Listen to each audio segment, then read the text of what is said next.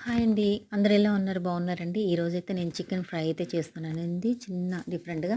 ముందుగా చికెన్ అయితే శుభ్రం చేసేసుకొని, కుక్కర్‌లో వేసుకొని, ఉప్పు, కారం, పసుపు, అల్లం వెల్లుల్లి పేస్ట్ వేసేసుకొని 4 విజిల్లు వచ్చేంత వరకు కుక్కర్ పెట్టుకున్నాను. నెక్స్ట్ అయితే బాణంలో నూనె వేసుకున్నాను.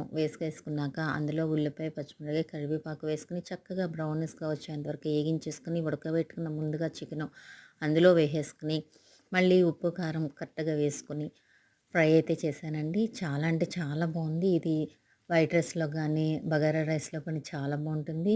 మళ్ళీ సాంబార్ చేసుకున్నా, మనం రసం చేసుకున్న సైడ్ డిష్‌గా నంచుకోవడానికి బావుంటుంది. లాస్ట్‌లో అయితే కొత్తిమీర వేసేసుకున్నాను. ఇది ఊరికే వేరేలా చేద్దామని చేస్తే చాలా బాగా కుదిరిందండి. ఎలా వస్తదేంటి అనుకున్నాను.